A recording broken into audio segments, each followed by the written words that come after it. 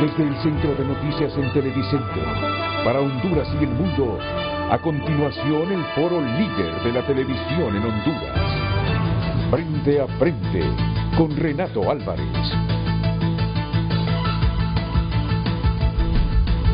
Frente a Frente presenta el tema del día.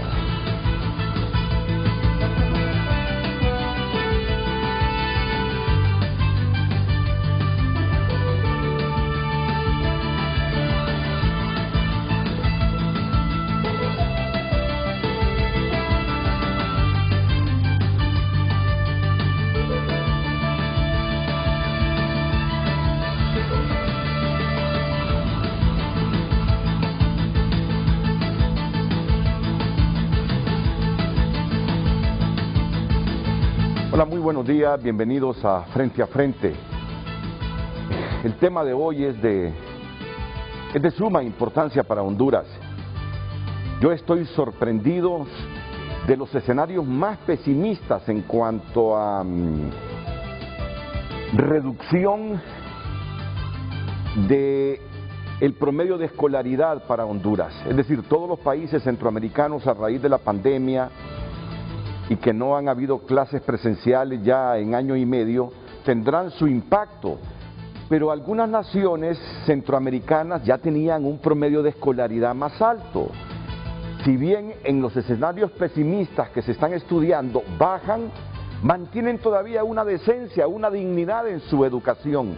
Pero ya nosotros que contábamos con un promedio de escolaridad, según esta tabla internacional, de 6.1 años, con lo que nos ha pasado en los últimos 18 meses, 18 meses, ese promedio de escolaridad se nos viene totalmente abajo. Y uno, sin ser experto en educación, se pregunta cómo sin esta herramienta, cómo sin la prosperidad y la calidad de esta herramienta, los hondureños pensamos erigirnos como una nación en franco proceso de desarrollo. Ya les voy a mostrar un cuadro para sustentar lo que les estoy diciendo de la situación que se deriva a raíz de esta pandemia. Ya de por cierto el país tenía sus problemas antes de la misma y ahora con la acentuación de ella el problema de la educación se vuelve gravísimo. Y hoy para analizar esta temática nos acompaña el coordinador del Observatorio de la Educación de la Universidad Pedagógica Nacional, Francisco Morazán, don Mario Alas, a quien saludamos. Buenos días, don Mario. Muy buenos días, caballero. Bueno, en primer lugar agradecer la oportunidad que se le brinda a la Universidad Pedagógica Nacional Francisco Morazán para participar en este prestigioso diálogo analítico sobre la realidad educativa. La Universidad Pedagógica, como máxima casa de estudio de todos los docentes, realmente debemos participar en la discusión, en el análisis, en las propuestas sobre el quehacer educativo. Gracias por la oportunidad. El director del Instituto de Investigación, Evaluación Educativa de la Universidad Pedagógica Nacional, Francisco Morazán, don Roosevelt Hernández, también esta mañana en el set de Frente a Frente. Bienvenido, buenos días. Buenos días, Renato, a todos los televidentes. Es importante tener información, es importante proveer información y más importante es usar la información. En el caso de la Universidad Pedagógica, a través de estas dos instancias y de otras, generamos información, proveemos información para los distintos actores, para que allí se tomen las decisiones a nivel macro, a nivel medio o regional y a nivel micro. Precisamente eso es lo que queremos dar a conocer este día, cómo estamos, cómo estábamos y hacia dónde deberíamos de irnos apuntando, con propuestas, con acciones que también la misma universidad ha estado realizando, apoyando a esos miles de docentes que están haciendo una labor, pero que requieren el apoyo decidido de otros actores. El exsecretario de Educación, el doctor Armando Uceda, nos acompañará también, ya lo tenemos. Ya veo el doctor. ¿Qué tal, Armando? Es un placer tenerlo esta mañana aquí en el programa. Renato y compañeros, amigos, de este canal. Es un gran placer realmente acompañarles, Renato, y saber que se está tocando un punto extremadamente importante de la realidad nacional. La palabra crítica, la palabra cruda que no gusta, hay que decirla, hay que digerirla y hay que proponer soluciones, porque efectivamente, lo que usted dijo en la introducción, el sistema educativo nacional está en una crisis profunda debido a esta pandemia. Gracias, doctor. Ya estaremos interactuando, porque hay insumos importantes que tanto don Mario Alas como Roosevelt Hernández y usted mismo van a socializar hoy, el último día del mes de abril de 2021, aquí en Frente a Frente. El título del programa, Gabrielita Andino, para luego presentar una nota introductoria que sirva de partida para el debate. Adelante, Gabriela, buenos días. Muy buenos días, licenciado, muy buenos días a nuestros televidentes. De inmediato le damos a conocer el tema de este viernes, muy importante para que participe con nosotros en nuestras redes sociales con su opinión, sus consultas y comentarios. Vamos al precipicio si no hacemos algo heroico por la educación. Este es el tema que ya está planteado en Twitter y Facebook. Le recordamos nuestras cuentas certificadas, @FrenteAFrenteHN. Vamos al precipicio si no hacemos algo heroico por la educación. Este es el tema de hoy en Frente a Frente. Bueno, ahí dice con la educación, ¿verdad? Así es el título del programa. Vamos entonces con Gabriela Lobo. Gabriela Lobo, que nos va a resumir la situación de Honduras y darnos pormenores también de lo que está pasando en el resto de América Central con la educación.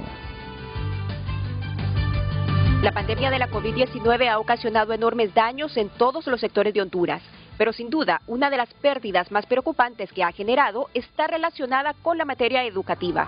Según los expertos, el nivel de escolaridad del país antes de la pandemia rondaba los 7 años y ahora, a casi 1 año y medio de clases perdidas, este nivel desciende a 5 años. Esos 7 millones de hondureños juntos apenas llegamos al 5º grado de educación primaria. En pocas palabras, Honduras aún no pasa la educación primaria. La situación es tan alarmante para un país donde tuvo que pasar una década de estudio para poder aumentar solamente 1 año de escolaridad. Con los estragos generados por la COVID-19 y el paso de ETA y IOTA, la situación podría volverse irrecuperable para Honduras, aseguran. La escolaridad del pueblo hondureño históricamente ha aumentado en 1 año después de 10 años de estudio. Pasa una década para que aumente 1 año. Nosotros hemos estancado nuestro modelo educativo 2 años consecutivos. Eso ha desmantelado totalmente el modelo.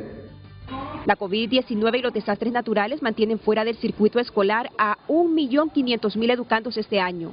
Y la meta propuesta por las autoridades educativas de matricular a unos 2 millones de estudiantes no se logró. Según expertos en la materia, Honduras vive una de las peores crisis educativas de la historia por falta de liderazgo y determinación para abordar la problemática. Hay poco liderazgo y determinación para hacerle frente a esta crisis educativa que supera a la crisis en salud. Se necesita inversión extraordinaria, no está esa inversión propuesta en este presupuesto 2021 y no existe ninguna iniciativa a nivel de Congreso Nacional que eleve la voz. Según datos de los expertos, la cobertura de educación primaria en Honduras rondaba el 87% antes de la pandemia y esta cifra se ha reducido actualmente a un 35%. El impacto además se siente en el nivel medio, donde la cobertura era solo un poco mayor al 30%, y en el sector superior, donde solo un 6% de hondureños busca ingresar a la universidad.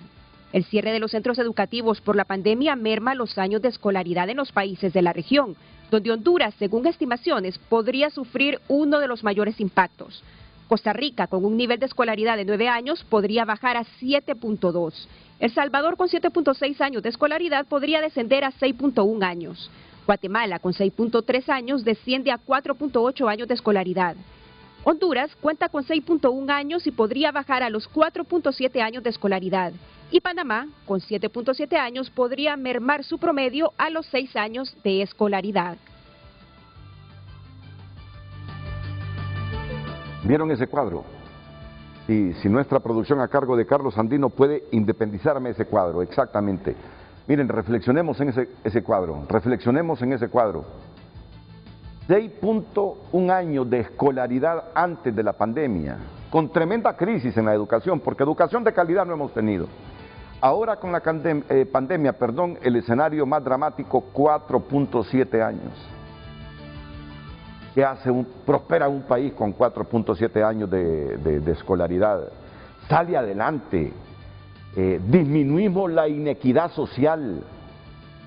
Nunca, jamás. Miren que el exministro de Educación, Marlon Escoto, se atrevió a decir en esta historia o en esta nota que nos presentó Gabriela Lobo, que es mayor la crisis de educación en este momento que de la misma crisis de salud derivada de la pandemia. Y esto más, que en la crisis de la salud, producto de la pandemia, tenemos muertos. Pero el ministro, aún y con muertos, dice, es más impactante la crisis de la educación. Porque si bien es cierto, no hay gente que muera, sí nos queda una población muerta en vida. Es lo peor que le puede pasar a un país. Una población muerta en vida. Y si usted cree que yo dramatizo, me disculpa. Pero lo que estamos viendo en este momento es para preocuparnos, para el surgimiento de liderazgos que hagan cambios heroicos o que trabajen en función de hacer cambios heroicos con la educación. Porque así como estamos, sobre todo en educación, le creo a aquel personaje que dijo que este estado llamado Honduras desaparece en 5 décadas. La pausa e intervienen de inmediato Mario Alas, Roosevelt Hernández y Armando Uceda. Frente a Frente presentó el tema del día.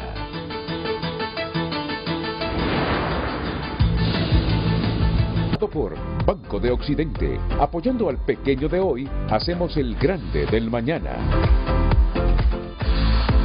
Hoy en Tunota.com es tu lugar en el mundo digital y tenemos algunos titulares esta mañana por cortesía de Banco de Occidente. Entérese, pues, cuáles zonas de Honduras que no tendrán energía eléctrica este viernes 30 de abril. Médico hondureño pide a los padres que protejan a sus hijos por aumento de casos de COVID en menores. A los 29 años se apagó la voz del talentoso locutor hondureño Gabo Funes. Conmovedoras imágenes del velorio y último adiós al legendario José de la Paz Herrera Chelatucles, que en este momento pues se celebra una misa de cuerpo presente y posteriormente será su sepelio. Hay una variante hondureña de COVID, alarma en el país tras confirmar contagios con nueva cepa. Esto es lo que se sabe. Y un video muestra asalto a mano armada a grupo de amigos, supuestamente en un restaurante aquí en Tegucigalpa. Estas y otras noticias, amplíelas ingresando a tunota.com, que es tu lugar en el mundo digital y por cortesía de Banco de Occidente. Descargue la aplicación de Banco de Occidente en su celular y realice desde allí todas sus transacciones sin salir de casa. Banco de Occidente, apoyando el pequeño de hoy, hacemos el grande del mañana.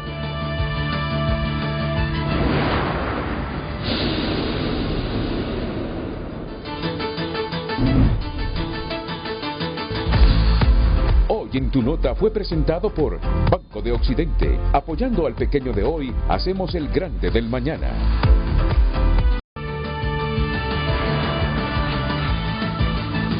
Le reiteramos el tema de este viernes. Vamos al precipicio si no hacemos algo heroico con la educación. @Frente a Frente HN en nuestras cuentas de redes sociales en Facebook y Twitter. Bueno, vamos a iniciar con las presentaciones que nos traen don Mario Alas, don Roosevelt Hernández. Armando, y usted queda con micrófono abierto para participar e interrumpir cuando le parezca oportuno complementar una idea. Vamos a dinamizar porque hay bastante información que transmitir hoy a Honduras. Ya hemos mostrado esa gráfica de que el escenario fatal que viene para nuestro país con esto que los niños nuestros no están yendo a clases presenciales y que la conectividad es un desastre. La conectividad es un desastre, y que en este país no surgen líderes que revolucionen, que transformen, que agarren valor y con un poco de educación inicien procesos transformativos. Estamos viendo el panorama entonces que nos preocupa a todos. Así que don Mario Alas y don Rubén Hernández inician explicando o dándonos un informe general de la educación en este momento en el país. Bien, buenos días a todos. Vamos a presentar algunos elementos claves divididos en tres aspectos. ¿Cómo estábamos antes de la pandemia? ¿Qué pasó durante la pandemia o qué ha pasado hasta este momento? Y algunas perspectivas futuras. Entonces, comencemos con la siguiente diapositiva. Primer momento, ¿cómo estaba el sistema educativo hondureño? Es importante destacar que ya veníamos con unas condiciones de crisis educativa fuerte en distintos indicadores, como los vamos a ver en la siguiente diapositiva. Un sistema con una cobertura muy baja. Y hace unos años aquí, Renato, estuvimos con usted presentando que teníamos cerca de 700,000 niños y jóvenes entre 13 y 17 años fuera del sistema. Eso fue en el 2019, estuvimos presentando ese dato. Sí. Y eso ya marcaba un punto crítico. Estamos hablando de 700,000 niños que no tenían oportunidad. Eso, el sistema estaba con poca cobertura. Luego, otro indicador fundamental en el sistema educativo es cuánto están aprendiendo los niños. Y principalmente esto se ha estado evaluando en áreas básicas, matemáticas, español, nacional e internacionalmente se evalúan esas. Y Renato nos apuntaba ahí en la nota de Gabriela el nivel de escolaridad de Honduras, 6.1 grados. Pero ven, en este punto 2 damos el aspecto cualitativo, que no es lo mismo ese 6.1 grados de Chile que de Honduras. Muy bajos niveles de aprendizaje. A los 15 años, un promedio de 3 años de atraso respecto a los estudiantes de Chile y a 2 años respecto a Costa Rica. Según los resultados de la única prueba PISA que hemos participado, y no participamos con todos los países, participamos en un grupo pequeño que se llama PISA-D, Países en Vías de Desarrollo. Este punto es importante de destacar. 6.1 años de escolaridad de Honduras, sí, comparado con Chile. Son 3 años menos. O sea, fíjese bien, comparado con la educación chilena, Honduras solo tiene 3.1 años de escolaridad. ¿Es lo que nos quieren decir? Bueno, eso es lo que dice la OCDE, que cuando nuestros niños hondureños llegan a 9º grado con un promedio de 15 años de edad, sus niveles de aprendizaje en lenguaje, en ciencias y en matemáticas ya muestran 2 años de atraso respecto a los vecinos, a Costa Rica, 3 respecto a Chile, es decir, un niño hondureño en 9º grado tiene el dominio de un niño de 6º grado en Chile. Si nos comparamos con Asia son 5 años y medio. O sea que si se produce, si se materializa el escenario más pesimista en la educación de Honduras, derivado de la pandemia, de que la escolaridad de Honduras descenderá a 4.7 años, debo entender que en relación a Costa Rica, nuestra escolaridad andará en unos 2.2 años y frente a Chile menos todavía. Esa es la situación que teníamos antes de la pandemia. Ojo, esto es antes de la pandemia. Entonces, evidentemente eso es lo que está pasando. Entonces, cuando vamos a pensar en competitividad, ¿cómo vamos a competir con este nivel de educación, con estos niveles de aprendizaje? Necesitamos un poco más. Pero además, antes de la pandemia ya estaba en crisis este tercer punto. Los niños y jóvenes, los docentes, tenían pocos o casi nada de materiales educativos. Los libros de texto, en algunas ocasiones se imprimía, pero no se imprimía para toda la totalidad de niños matriculados.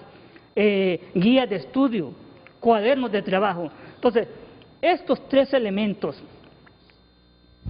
cobertura, muchos estaban quedando fuera.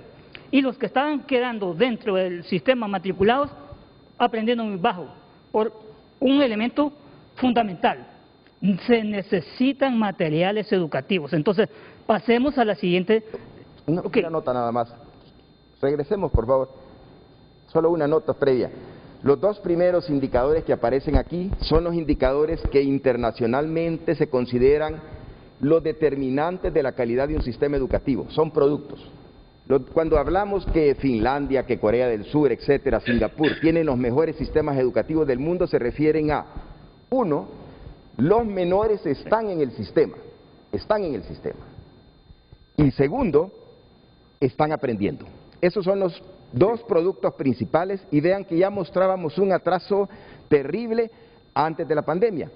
El tercer elemento es un insumo, es de apoyo a la actividad educativa del docente, que en el contexto de la pandemia, con el confinamiento y el cierre de los centros educativos, esto ha exacerbado la desigualdad.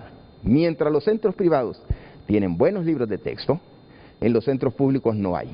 Y claro, ¿de qué le sirve a un niño recibir un mensajito por WhatsApp si en la casa no hay libros, si en la casa no hay a quien consultarle, si no hay internet? Entonces, ojo, porque estos tres indicadores nos dicen, ya estábamos en crisis, antes de la pandemia. Sí. Ya estábamos en crisis. Hoy sí. Solo sáquenme de una duda. Habría que agregar, Renato. Sí, Armando. Que no hay que echarle la culpa a nuestra diferencia tecnológica con los países desarrollados, sino que en primer grado, por ejemplo, me consta, segundo grado, en este momento en Estados Unidos, en Alemania, un niño de 7 años está leyendo un libro por semana, Renato, de papel. O sea, y tenemos bibliotecas nosotros que permanecen cerradas en la pandemia, mientras en los países desarrollados hay mecanismos para llegar a prestar el libro. Nosotros, entonces no le echemos la tecnología. En primero, segundo y tercer grado, el atraso es que el niño no tiene acceso a materiales educativos, no tiene acceso a papeles traza, no sale en los periódicos suplementos como ocurría antes y como se le recomendó a la Secretaría de Educación que lo hiciera. Entonces, es más delicado, es la actitud que tenemos nosotros de derrota en el sistema. Gracias, Armando. La siguiente diapositiva nos presenta entonces algún elemento cuantitativo del primer indicador. ¿Cuántos estábamos atendiendo en el sistema educativo? Y aquí, pues, vamos a quedarnos hasta el año 2019. En el 2018 ya teníamos todavía 2 millones de los 3 millones en edad escolar. Allí, entonces, vemos que venía ya un descenso, leve descenso de 10.000 menos matriculados. Niños y jóvenes perdiendo interés, por un lado, niños y jóvenes quedándose fuera porque no tenían acceso a matrícula gratis, porque no tenían acceso a materiales. Entonces, esta es la situación de la crisis que ya traíamos. Pero de una vez entramos, ¿qué pasó en la pandemia? Y aquí ya vemos 2020, observen ustedes la caída. De 2 millones que teníamos en 2018, 1.9 en el 2019, al 2020, casi 100.000 menos matriculados, más el 1 punto y algo que estaba allá afuera, porque ni siquiera se matriculaban. Y este año, hasta el día de ayer, en el registro que encontré, y encontramos ahí 1.7 millones matriculados. Ojo, estamos hablando de 200.000 menos que en el 2019. Una caída muy fuerte. Niños matriculados. Ahora, cualitativamente, y lo discutíamos con el colega Mario ayer, ok, esto ya es un elemento cuantitativo crítico, pero cualitativamente no era lo mismo estar matriculado en el 2019 que estar matriculado o registrado. Correcto. En este momento, registrado, porque en algunas ocasiones, en algunos centros, como hubo una promoción, digamos, automática, aun cuando se hizo un reforzamiento, esos niños quedaron inscritos porque aprobaron el grado, aunque ni siquiera hayan ido un día a clase este año. Entonces están registrados. Entonces, es una caída fuerte en cuanto a este elemento de la cantidad de niños y jóvenes que se están quedando fuera, ya una pérdida de los que están matriculados, y en este momento, con estos criterios, de los 3.1 millones que están registrados, según el INE, que tienen entre 3 y 17 años, se están quedando 1.4 millones. La nota que presentamos, la primera era que teníamos 700,000 fuera. Se ha duplicado a 1.4 millones que ni siquiera están registrados. ¿Qué vamos a pasar? ¿Qué va a pasar? Esto es en cuanto a cobertura. Sigamos la siguiente diapositiva, por favor. Ok, ¿cuánto estábamos atendiendo? Ahora, insumos claves para un retorno seguro es condiciones básicas de sanidad, hidrosanitarias. Y aquí queremos apuntar cómo estaban los centros. Miren, distribución de centros educativos según el tipo de abastecimiento de agua. Solo el 68% servicio público. Todavía en el casi 19% no hay agua. Agua de río, 4.5. Agua de pozo, 8.3. Ok, ¿qué sucede con este bloque? Para tener, bueno, estos ni siquiera tienen agua, estos centros educativos, y estos tienen que ir a un río para poder traer, para lavarse la mano. Es imposible regresar a un retorno seguro en este momento. Esa es agua potable. Ahora, disposición de evacuación de aguas negras. Alcantarillado solo la mitad tiene. Los demás están usando foso séptico y 32% de los centros educativos no tenían ningún tipo de evacuación de aguas negras. Es una tristeza y uno ve cómo los distintos gobiernos han estado diciendo educación primero. Los datos nos dicen que no ha sido lo primero. Lo primero. Mario. No, creo que esto nos da una panorámica de que el sistema educativo ya estaba en crisis antes de la pandemia y que por lo tanto lo que ocurrió o está ocurriendo durante la pandemia y las perspectivas a futuro son como lo señala el titular del programa. Estamos al borde de un precipicio, de una catástrofe educativa. Si no se hacen esfuerzos extraordinarios para tiempos extraordinarios, vamos al precipicio, vamos a una catástrofe educativa. Podemos pasar, si no hay más comentarios, a analizar qué está ocurriendo. No, todavía falta una que es entonces la cobertura. Ok. Armando quiere intervenir en este momento. Armando.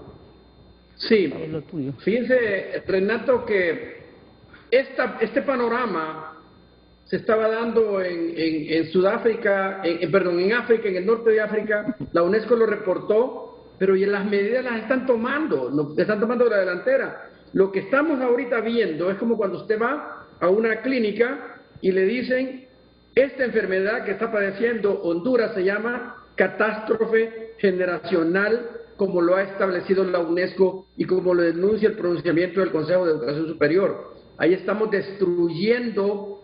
Esto no es como que perdieron primer grado, perdieron segundo grado. Esto es cortarle totalmente el futuro a la niñez y juventud, porque no va a haber espacio laboral alguno en el mundo que valore este sistema educativo. Así de radical es la cosa. Gracias, Armando. Bueno, dígame. Solo en la siguiente tabla queremos destacar una idea. Agradecemos desde el inicio del programa la oportunidad de discutir el tema educativo, pero ojo, tenemos la falsa percepción de que la educación es simplemente responsabilidad del ministro, de los profesores. Olvidamos que el sistema educativo es la institución a través de la cual se impulsa el desarrollo de los países. Y si vemos una tabla que nos dice que se nos están quedando por fuera decenas de miles de jóvenes entre los 15 y los 20 años, estamos planteando, como lo dice el programa al inicio, al borde del precipicio. Aproximadamente 40 a 50 mil jóvenes en esas edades se nos están quedando fuera solo desde el año pasado para acá. Ojo, jóvenes que no están en el sistema educativo, no tienen oportunidades laborales. ¿Qué les queda?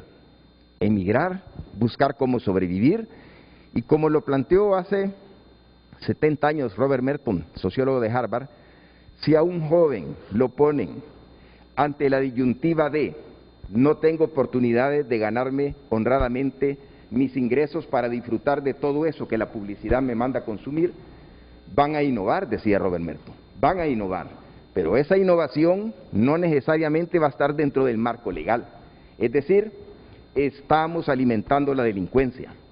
Y por eso, cuando se dice estamos al borde del precipicio, realmente, ojo, no es el precipicio solo educativo, no, es el precipicio de toda la sociedad hondureña. Cada 1000 jóvenes que quedan fuera del sistema, sin oportunidades educativas, sin oportunidades laborales, ¿qué les queda?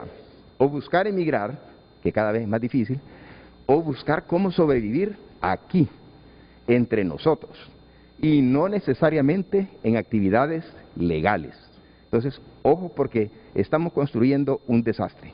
Muy bien dicho, muy bien dicho. ¿Cómo está el sistema educativo hondureño durante esta pandemia?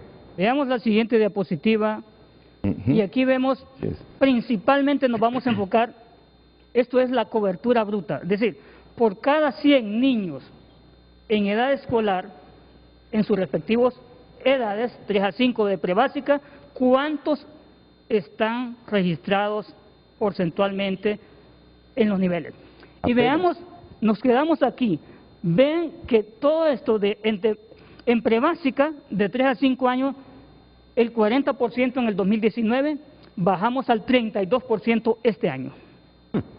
8%, 8 de cada 100 niños en edad de 3 a 5 años que deberían estar aprendiendo las competencias sociales, emocionales, lúdicas y distintos elementos de competencia de desarrollo motriz fino y motriz grueso, no lo están adquiriendo.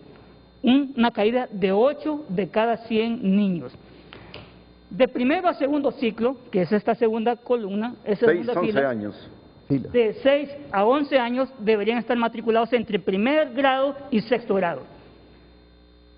94 teníamos en el 2019. Este año, 5% menos. Hemos caído al 89. A 89%. Tercer ciclo. Y empieza lo peligroso. De 12 a 14 años. Estas edades son críticas y hay que atenderlos, porque entonces es ya en la adolescencia es una etapa de crisis de distinta naturaleza. Y si no los atendemos, se nos van. Para lo que estaba diciendo el colega Mario. Teníamos 65% matriculados en el 2019, 59% en el 2021, hasta ayer. 6% menos. 6 de cada 100 ya lo teníamos bajo, más bajo. Y educación media, estos jóvenes entre 15 y 17 años, de 40 a 33.6. Eso es tragedia. Claro. Eso es tragedia. Es una crisis fuerte, la caída estrepitosa en estos indicadores. Bueno, y esto tiene un peso social tremendo, porque, ojo, la educación básica hasta tercer ciclo, como en todos los países del mundo, recuerden que desde que se crearon los sistemas educativos en la Revolución, con el periodo napoleónico, los sistemas educativos nacionales surgen, en Francia precisamente, y Francia en ese momento con Napoleón le dio importancia a la formación ciudadana, una de las dos funciones que cumple el sistema. Pues bien, la educación básica es para formar al ciudadano, los valores, compartir, competir, participar. Ya tenemos problemas graves en formación básica, pero lo de media es crítico. Vean que 2 de cada 3 jóvenes que deberían de estar en media están fuera del sistema, en unas edades en las cuales son, digamos, muy proclives a las tentaciones para actividades que les puedan facilitar ganancias rápidas. Entonces, realmente estamos alimentando la delincuencia, expulsando a estos jóvenes, al cerrarle oportunidades de formarse, al mismo tiempo que los expulsamos y los orillamos a ponerse en riesgo social con actividades delictivas, al mismo tiempo estamos empeñando el futuro del país, porque a través del sistema educativo, desde media y educación superior, ya empieza fuerte la segunda gran función del sistema educativo, que es formar al hombre que se incorpora al mercado laboral, al hombre productivo, al homo económicos o al homo faber, que se le llama. Pues bien, solo 1 de cada 3 están en media, y a nivel universitario todavía es peor. Pero Mario, un punto importante, Mario, claro. Si tú te fijas en la gráfica, la caída no viene con el COVID, arranca desde el 2018, sí. Desde antes, 2016, 2017, 2018, ya el sistema está desplomándose. Cierto. El COVID viene a rematar esto. Sí, es correcto. El COVID viene a incrementar poderosamente porque ya estábamos en desigualdades y no estábamos preparados mucho o poco. Ya antes de la pandemia, ASJ y la UPN habían denunciado que más de una cantidad enorme de jóvenes y niños estaban fuera. Es decir, la crisis se profundiza con la pandemia, pero el daño sistémico ya estaba presente y a la gente no le gustaba escuchar eso. Ese es el problema. Y aquí viene... repitamos cuántos jóvenes estaban fuera de la matrícula, Roosevelt, por favor, antes de la pandemia. Sí, cuando venimos aquí en el 2019 habían 700,000. Hasta ayer quedaron 1.4 millones, es decir, 1.400.000 fuera, que ni siquiera se matricularon. Esos están fuera, más lo que estos que están registrados básicamente cuánto están aprendiendo. Entonces, se duplicó, digamos, la cantidad que nosotros presentamos aquí respecto a lo que estamos presentando el día de hoy. Ahora, aquí incorporo un elemento legal. La Constitución de la República, en su artículo 171, establece que la educación debe ser gratuita y obligatoria. Y además, estoy diciendo literal, además la básica, dice, la educación básica debe ser financiada por el Estado, y debe proveer las distintas formas para lograr ese financiamiento. Entonces viene aquí el punto. O sea, cuando dice el Estado, somos todos, pero el artículo 171 no se está refiriendo al todo, se está refiriendo al gobierno. ¿Por qué? Porque dice gratuita. Entonces, si es gratuita, es para los padres y para los niños. Entonces, quien debe proveerle, entonces, es el gobierno. Ahora, el punto aquí es, las instancias, llámese Secretaría de Derechos Humanos, el Comisionado de Derechos Humanos, y pudiéramos agregar la Fiscalía de la Niñez, ¿qué están haciendo para garantizar ese artículo 171 de la Constitución de la República para que estos 1.4 millones se queden fuera? Lo que pasa, Roosevelt, querido colega, es que la clase política nuestra, esa parte de la Constitución, no la entiende. Y creen que esto iba a pasar invisible, porque durante 5 o 6 años consecutivos no contrataron un maestro. Aumentaron la deuda social en educación y en salud en la última década, nombre y apellido, para pagar deuda externa. Así no se puede, no se puede. Aquí están las consecuencias. Sí, pero esto... No debe quedar duda.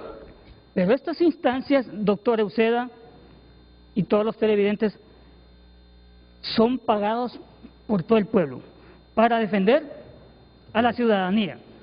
Estamos hablando de 1.4 millones que se están quedando fuera. Estamos hablando de una caída fuerte en 2 años de cuántos se nos están quedando en cada nivel.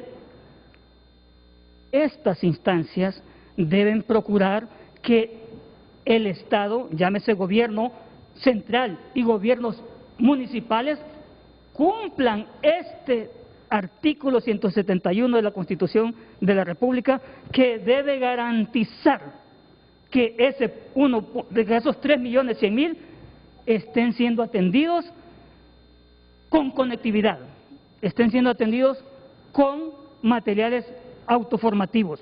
Deben procurar, si no hacen algo aquí nacional, pues si no les resulta, entonces hay que ir a las instancias internacionales. El derecho a la educación es un derecho para los niños y jóvenes que vale la pena que lo tengamos también presente. Para hacer la transición a la siguiente gráfica, destacar que, decíamos, ya a nivel de educación media y superior estamos hablando de educación para formar el ciudadano que se incorpora a la actividad económica, que construye la riqueza del país. Ahora vean, 2019, 4 de cada 10 jóvenes estaban en el nivel medio. Hoy, 2021, ya solo nos queda 33. Bueno, pero esto es cuantitativo. Veamos qué está pasando en el aprendizaje, porque eso es lo más grave. ¿Qué ocurre? Como dijo el compañero Roosevelt, están registrados el 33%. Ahora, están aprendiendo. Miren lo que dicen los padres de familia. Los padres de familia, en una encuesta que se pasó el año pasado desde la UPN, del Observatorio de la UPN, están, al comparar cuánto están aprendiendo en el 2020 respecto al 2019, cuando iban a clases presenciales, muy poco, dicen los padres, casi 60%. Y ojo, más del 10% no están aprendiendo nada. Es decir, 7 de cada 10 padres están bajo la percepción de que realmente, aunque hablemos de que los muchachos están matriculados, de que se están comunicando, en el fondo, la función principal del sistema educativo, que es lograr la formación, lograr los aprendizajes, no se está realizando. Ahora retomemos esto. Piensen, el año pasado, jóvenes en segundo o tercer año de bachillerato técnico profesional, en informática, en mecánica, en finanzas, en cualquier área, no asistieron a un laboratorio, no tuvieron una práctica, no fueron a un taller. Igual se graduaron los que estaban en tercer año, igual se graduaron, listos para graduarse. Hoy otra vez, este 2021, los que el año pasado estaban en segundo de bachillerato técnico profesional, que es cuando empieza la formación orientada, no asistieron a un laboratorio. Este año van por el mismo camino. Al final de este año, seguro, todos los que están registrados se les va a entregar un título. Entonces, ¿qué estamos haciendo? ¿Qué va a hacer Renato cuando le vengan bachilleres técnicos profesionales que nunca encendieron una computadora? Cuando lo lleve a un taller a que le arreglen el vehículo, alguien que jamás vio un motor. Estamos, de alguna forma, falseando los datos y haciéndonos creer nosotros mismos de que el sistema está funcionando. Y vamos a tener, si seguimos así, este año vamos a graduar bachilleres técnicos profesionales en todos los campos, pero bachilleres técnicos profesionales que no encendieron una computadora, que no vieron un motor, que no hicieron una práctica con software de contabilidad. Aquí hay un elemento también, Mario, hay un elemento interesante, que la gente cree que únicamente el sector público es el que ha recibido una educación de baja calidad. Y me da un gran pesar decirlo, pero es a nivel mundial, pero en Honduras repercute profundamente. La escuela privada nuestra ha dado servicios pobres de calidad porque en el contexto de la pandemia quisieron resolverlo todo poniendo a los alumnos enfrente de una pantalla desde prekinder hasta los que ya se iban a graduar. Y los niños de esa edad, me consta, yo tengo nietos en la escuela y los he visto, no aguantan estar 10, 15 minutos enfrente de la pantalla. Entonces, y no solo eso, mis alumnos universitarios da un gran pesar. Da un gran pesar verlos con un celular tratando de seguir en la pantalla las clases, las orientaciones que los maestros estamos dando. En el sistema público es notorio, no hay conectividad, no hay ni aparatos.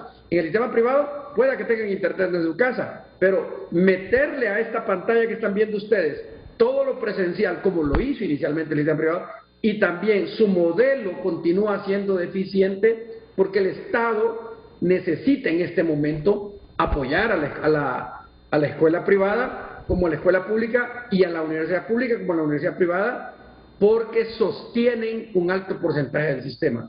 No hay un modelo creativo nacional de profunda solución que use la tecnología, el Internet, para resolverlo. La gente no está satisfecha. Mucha gente erróneamente se siente estafada porque dicen, bueno, estamos en línea y en las universidades, en las escuelas públicas privadas nos están cobrando igual, pero es que no es barato. El costo de la educación en línea no es barata, pero tampoco lo están haciendo bien. Necesitamos verlo, aprender de cómo lo están haciendo en otras latitudes. Repito, no me canso, un niño en los Estados Unidos en primero o segundo grado está leyendo un libro por semana de papel, no en internet, porque el mecanismo se busca para que el libro llegue al niño, y nosotros allá estamos tratando de endulzar, poniendo zoom, poniendo en la pantalla todo. Eso no es una solución, no es tecnología a lo bruto lo que nos va a sacar adelante. O sea que el problema es grave. Gravísimo. Un joven que se está graduando en una escuela privada hondureña, lo siento, no tiene nivel de competitividad que lo que está haciendo en el mundo desarrollado, y antes de la pandemia sí podía tenerlo. Pero sí muy superior al del nivel público, Armando. Totalmente de acuerdo, pero Renato, eso es normal porque nuestros hijos, nuestros nietos tienen en su casa internet, ¿verdad? Sin embargo, de nada sirve que lo tengan si desde el modelo de la escuela privada lo que ocurrió inicialmente, y todavía subsiste, es empujarle a la pantalla de la televisión, de la computadora, perdón, el modelo presencial, y eso no es así. Y sí se está ensanchando la desigualdad, todo esto está ensanchando la desigualdad. Totalmente, y así lo ha detectado el pronunciamiento de la Universidad Hondureña, manifestado en el pronunciamiento que salió hace 2 días, Renato, de que la inequidad educativa digital de Honduras es de las más profundas del mundo. Lo voy a decir con nombre y apellido. El año pasado le dijimos 1000 veces al gobierno, particularmente de Conatel, que tenía que doblarle el brazo a los vendedores de servicios de Internet, porque en el mundo entero lo estaban haciendo para que los costos fueran accesibles para el sistema educativo. No se hizo nada. Armando, yo he estado con ellos, con los CEO de las 2 empresas telefónicas celulares fuertes del país. He estado con ellos, porque son los que más publicidad dan a los medios, pero algunas veces he desafiado eso inclusive, y les he demandado que aporten un poco más a Honduras por las ganancias que tienen. Y en privado me han dicho que pagan un impuesto para que el gobierno mejore la conectividad y que no saben qué hace el gobierno con ese dinero que ellos aportan. Ese es el argumento más fuerte que ellos sacan. Vamos a darnos una tregua, porque demasiados insumos hasta nuestras cabezas pueden reventar. Honduras, lo dicen expertos, Armando Uceda, exsecretario de Educación, profesor de física de años de la Universidad Autónoma de Honduras y de la Universidad Pedagógica Francisco Morazán.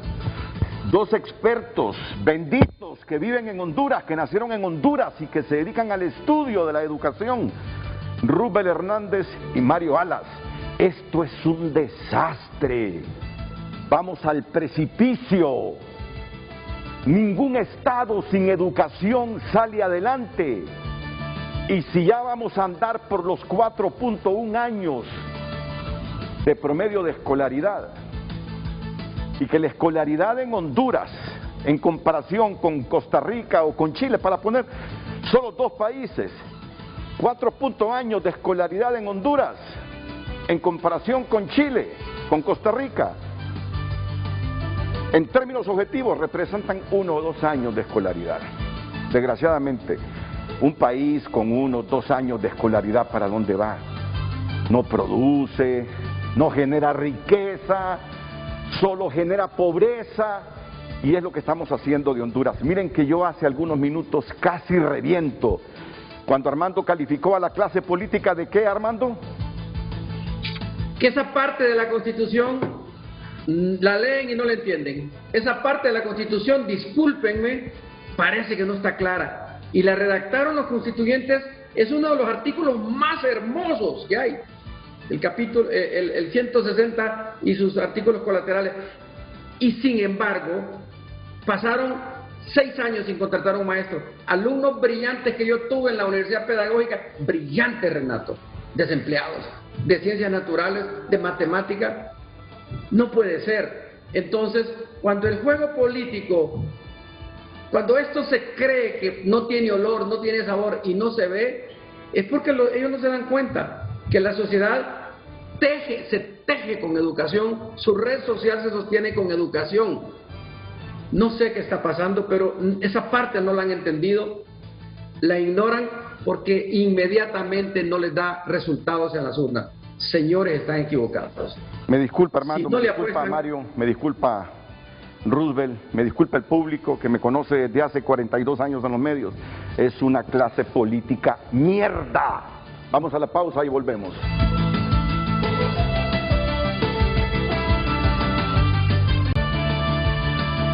Vamos al precipicio si no hacemos algo heroico con la educación. De inmediato damos lectura a sus mensajes en nuestras redes sociales. Carlos Giovanni Cerrato. Todo eso es parte de la mediocridad de este gobierno. Mauri Lara, como país ya somos el país con más miseria en Centroamérica. Le pido al gobierno comience a recortar gastos innecesarios del Estado. Tanta burocracia que absorbe muchos recursos, lo único que afecta es la agenda salud, educación y economía de la nación. Menos burocracia. Marco Matamoro, ¿cómo invitamos, dice, el agujero educacional? Que renuncien todas las autoridades, pacto social a 20 años, sociedad política, colegio magisterial y gobierno local y central. Invertir en infraestructura y tecnología, si no, nuestro relevo generacional será más que analfabetos. José Pacheco, se necesita un mayor acceso a recursos tecnológicos para mejorar la educación. Comenta también Oscar Martínez, necesitamos crear nuevas metodologías educativas para cambiar las metodologías que seguimos utilizando. Son las que utilizaron con nosotros hace 40 o 50 años. Los retos son nuevos. Diego Bertrán comenta, el sistema educativo está casi obsoleto. Se siguen dando clases con los mismos métodos de antaño del siglo XX.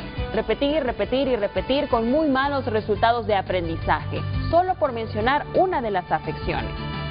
Oscar Martínez, el problema de la educación es que tenemos muy poca inversión pública por la corrupción y, como dice don Armando, la mentalidad derrotista. El proceso educativo para que funcione es como un trinomio, alumno, padre de familia y maestro, a sacrificarse todos.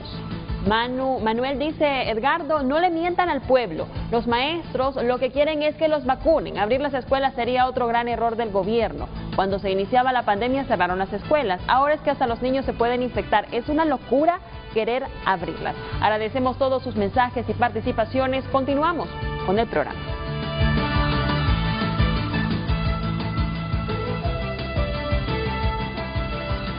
Y entonces, ¿qué nos viene, Roosevelt, Mario? Bueno, si hacemos una recapitulación, hemos tenido 2 momentos de análisis. El primero, cómo estaba el sistema educativo antes de la pandemia. Y hemos mostrado los indicadores críticos internacionalmente reconocidos que el sistema educativo ya estaba en crisis antes de la pandemia. Sus 2 indicadores principales de calidad a nivel internacional, cobertura y aprendizaje, ya eran críticos. Al inicio del programa se mencionó que se prevé una caída en los años de escolaridad en Honduras de 6.1 a 4.7. Costa Rica, aún con la caída que se le proyecta y que va a ser menor a la nuestra, siempre va a quedar, después de la pandemia, muy por encima de donde nosotros estábamos antes de la pandemia. Algo deben estar haciendo bien, algo que nosotros no hacemos.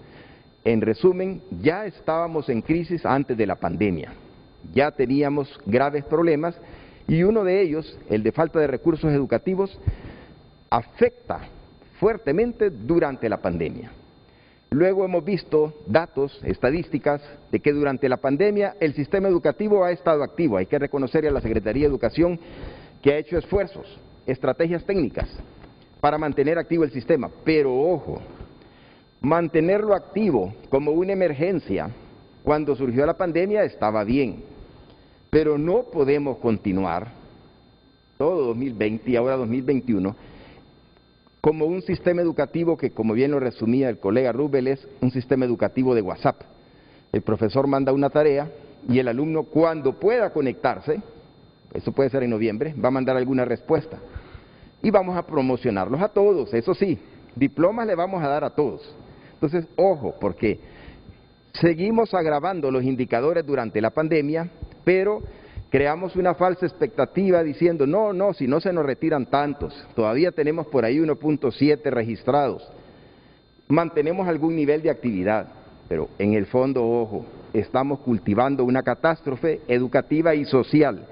Lo último que analizábamos es decenas de miles de jóvenes en edades críticas, 15, 16, 17, 18 y 19 años, se están quedando fuera del sistema, agregándose a los cientos de miles que ya estaban fuera. Estos jóvenes no tienen oportunidades educativas, no tienen oportunidades laborales. Se está cerrando la puerta de emigrar. Esos jóvenes, como lo planteaba Robert Merton, van a innovar, pero esas innovaciones no necesariamente son actividades lícitas, pero van a innovar porque ellos tienen que sobrevivir, ¿cierto? Merton lo planteaba en Estados Unidos en la idea de aquellos jóvenes que se dedicaban a pandillas juveniles, pequeños asaltos, etcétera, etcétera. Pero 60 años después, acá no va a ser solo eso. Entonces estamos cultivando un desastre de delincuencia, cerrándole las puertas, las oportunidades a los jóvenes hondureños. De todo ese contexto de lo que está ocurriendo, pasamos a un tercer momento, prospectivo. ¿Qué se puede hacer para evitar caer en el precipicio, como bien lo dice el titular del programa? ¿Qué podemos evitar? ¿Cómo lo podemos hacer? Entonces, esa sería la parte que vamos a iniciar a reflexionar y que obviamente es polémica, porque claro, nos movemos diferentes grupos, diferentes perspectivas, pero lo importante es hacer un análisis racional, pensando no solo en qué me interesa a mí, sino qué realmente le interesa al país. Porque lo que está al borde del precipicio no es un profesor, dos profesores, es el sistema educativo hondureño y con un gran impacto en el resto de la sociedad, agravando la situación de seguridad, de delincuencia, etcétera, etcétera. Es el Estado, Mario. Es todo el es Estado. El Estado. Sí. Un estadio sin su gente educada, ¿para dónde va? Sin salud, sin educación y sin finanzas claras, estamos fritos. Jodidos, diría. Don Rupert En ese sentido, digamos que hay que pensar en distintas estrategias para distintos contextos. Ese es un primer punto que queremos destacar. No podemos pensar en una sola medida para toda la población educativa. No debemos pensar eso. Ponerla porque eso es lo que está hablando. Debemos pensar en medidas distintas. Vamos con la primera gráfica de este tercer momento, por favor. Disculpe que lo interrumpa. Para distintos contextos. Debemos pensar de cómo hacer para evitar la deserción o exclusión o expulsión, como lo apuntaba la Sor Marta, que en paz descanse. Expulsión llamaba ella. No son desertores, son expulsados porque no les proveemos los insumos básicos para que estén dentro del sistema. Entonces, ¿cómo hacer que no nos deserten por falta de acceso a la red o por falta de calidad o cantidad de materiales educativos? ¿Cómo hacer para enfrentar la baja calidad de los aprendizajes? Y aquí viene entonces la siguiente diapositiva que queremos apuntar. Para el primero, digamos, asegurar que el servicio de Internet sin costos brindados a estudiantes y docentes sea de suficiente, sea de suficiente ancho de banda, decimos, para desarrollar reuniones virtuales, por lo menos que tengan en este momento Internet, no solamente para mandar mensajes por correos y aplicaciones. Aquí queremos... Sí, en ese punto, Renato, compañeros, colegas, es importante señalar que no es una dádiva pedir ancho de banda y pedir Internet gratuito. No. Es un derecho humano de cuarta generación. Ya no es que el gobierno o que la empresa privada o que todo el mundo fue buena gente con los niños. Es un derecho universal. Todo ciudadano en el siglo XXI tiene derecho al acceso a la información, ¿verdad?, para poder discernir correctamente y distinguir entre los falsos manifiestos públicos y la verdad, el derecho a la información y el derecho a la conectividad, derecho a internet, derecho, eso es un derecho universal de cuarta generación. No, Sí, Roosevelt. Es importante lo que está diciendo el doctor Eusebio, es un derecho. Y entonces aquí vuelvo a poner en el punto. Si es un derecho, tenemos una Secretaría de Derechos Humanos, tenemos un comisionado de Derechos Humanos. Hay que velar entonces porque ese derecho se cumpla. En 2 vías, ya Renato también lo apuntaba, que las empresas telefónicas bajo un convenio con el gobierno, una ley, se estableció que iban a aportar una cantidad de los recursos obtenidos. Desde el 2014 está eso. Todavía, entonces, las instancias que estoy mencionando deben velar porque esos fondos se utilicen acá. Pero además de ello, el año pasado el Congreso aprobó esta ley, este decreto 60-2020, que establece, aquí está en amarillo, que se deben ofrecer servicios de Internet de manera gratuita, incluyendo el uso de datos móviles a nivel nacional. Deben brindarlo de manera gratuita el servicio de Internet a la Secretaría de Estado en el despacho de Educación. Está hablando de las empresas prestadoras del servicio de Internet. Entonces, hay 2 elementos. Uno, que ya es un fondo creado desde el 2014, y otro, este decreto. Es importante que haya conectividad, ya sea que volvamos al nivel presencial o semipresencial, o ya sea que continuemos bajo este formato. Es necesario, eso es un punto. Y aquí hay que destacar que se han estado intentando hacer distintos esfuerzos, la Secretaría de Educación ha estado intentando, pero falta una fuerza global, nacional, para hacer cumplir estos derechos. Entonces, Internet gratuito suficiente en cuanto al ancho de banda para desarrollar clases virtuales. Y aquí quiero destacar también que se necesitan materiales educativos de carácter virtual. Y quiero destacar a la Dirección General de Desarrollo Profesional de la Secretaría de Educación, la licenciada Lucidalia Carranza, que está al frente de un equipo que han estado produciendo materiales conjuntamente también con la Universidad Pedagógica, las distintas carreras de la Universidad Pedagógica, los docentes y sus estudiantes de práctica han estado generando materiales educativos para televisión, para videos, para distintas formas, para que tengamos y que tengan los docentes esos recursos. Claro, son insuficientes, pero se están haciendo esfuerzos, pero necesitamos entonces ahora proveerles el Internet a los docentes, proveerles computadoras, porque vean que las computadoras no todos la tienen. Principalmente los que más necesitan son los llamados municipios de la región 1, según SINAGER, que solo el 7% de la población tiene computadoras.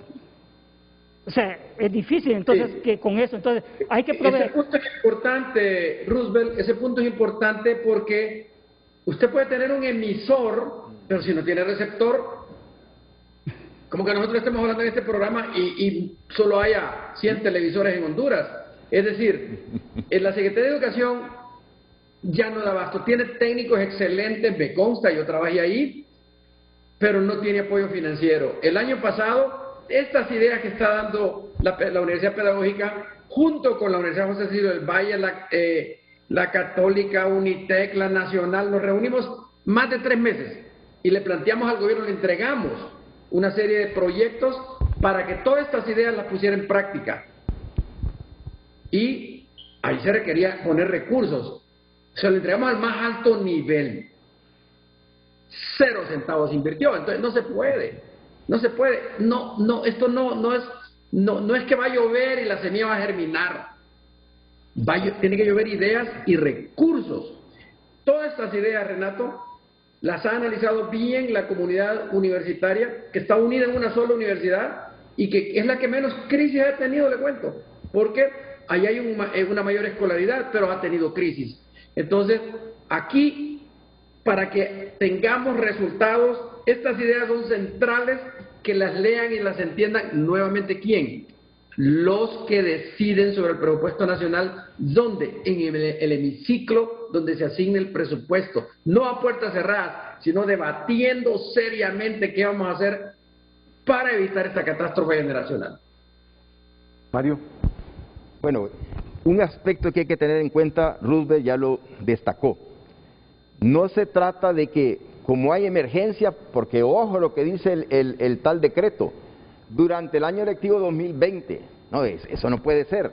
No necesitamos internet solo para el periodo de la pandemia. Obvio que en este contexto la necesidad se ha de alguna forma agudizado, pero es que todos los sistemas educativos del mundo necesitan el acceso a internet de docentes y estudiantes. Y no solo es el servicio, es también los dispositivos. ¿Cómo es posible que en América Latina gran parte de los países distribuyeron dispositivos, tablets, aparatos de celular, telefonía móvil?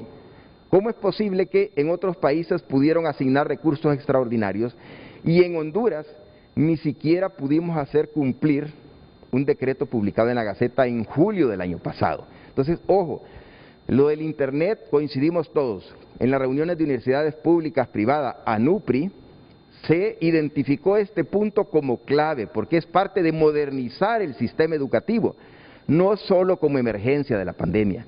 Es que este es un elemento que lo necesitamos ya para el futuro, para seguir construyendo un mejor sistema educativo. De manera que no visualicemos como que esta es una emergencia y vamos a dar, este año les vamos a terminar dando unos paquetitos. No se trata de eso. Si queremos un mejor sistema educativo, esto es ya y para el futuro. ¿Por qué Costa Rica lo puede hacer? ¿Por qué lo puede hacer El Salvador? ¿Por qué Honduras no puede hacer? Costa Rica, Mario, lo puede hacer por su empresa de telecomunicaciones. Es nacional. Pero mira, yo les voy a contar una realidad. Claro, sí. Les voy a contar una realidad. No invertimos en Hondutel. Yo no sé qué tienen haciendo esa empresa deficitaria y no quieren invertir. Cuando uno va a los privados y les pide que por la patria, porque sí ganan, Tigo y Claro ganan pisto y ganan bastante. Yo he tenido reuniones con los CEO de ambos, sí ganan dinero, son de las empresas que más ganan dinero. Cuando uno va y les dice, por el país hagan algo, pongan algo adicional en función de que los jóvenes hondureños tengan más conectividad. Y empiezan a argumentar que si lo hacen, que además pagan impuestos y que hay un impuesto especial para que el gobierno invierta en ampliar la conectividad. Y les dice uno, tenemos que retomar la inversión ahí en Hondutel. Es decir, que esa empresa funcione como funcionan las privadas, porque las privadas te funcionan con un 80% menos de empleados que Hondutel, ¿verdad? Si a Hondutel la volvemos a hacer una empresa rentable, no va a ser con ese modelo de sindicato, no va a ser con ese modelo donde hay que emplear activistas y simpatizantes políticos, tiene que ser bajo otro modelo. Pero ¿qué te dicen los privados cuando uno les dice? Pues vamos a apoyar que haya inversión para que Hondutel vuelva a ser la empresa que fue. Nah, Hondutel está muerta, eso no se va a recuperar nunca. Y ellos saben por qué, por el modelo, un modelo así como es Hondutel no funciona. O sea, nos tienen agarrados. Viene Conatel y dice, vamos a invertir $50 millones este año para ampliar la conectividad, el internet y la conectividad. ¿Dónde está esa inversión? Mira, por este lado estamos aturdidos. Por este lado que plantean ustedes, estamos amolados. No hay futuro. No hay futuro, y debo decirlo, Claro y Tigo ganan suficiente para darle un poco más al país. Yo estudié en Costa Rica en el año 98 al 2000 en la maestría. Y en el año, a finales del 99 y a inicios del 2000, se quiso privatizar el Instituto Costarricense de Electricidad, que maneja electricidad, que maneja también telefonía, tanto fija como móvil y además del internet. Las universidades, la rectora de aquel tiempo de la universidad donde estudié, los distintos rectores, los docentes, de educación superior, de educación media, la población general se manifestó por días y meses en las calles, hasta que al gobierno lo obligaron a no ceder. Y ese mismo año 2000, hace 21 años, Renato, se comenzó a dar internet gratuito para toda la población. Imagínate. Yo estaba y miraba que los niños en aquel entonces iban a los teléfonos públicos a ver su correo, a los teléfonos celulares a ver su correo, crearon correos electrónicos para todos y con acceso gratuito desde el año 2000, 21 años, y nosotros no tenemos eso. O sea, entonces, eso es fundamental. Por eso es que Costa Rica, ¿cómo promueven el turismo? ¿Cómo tienen distintos indicadores mucho más mejores que los nuestros? Claro, visión.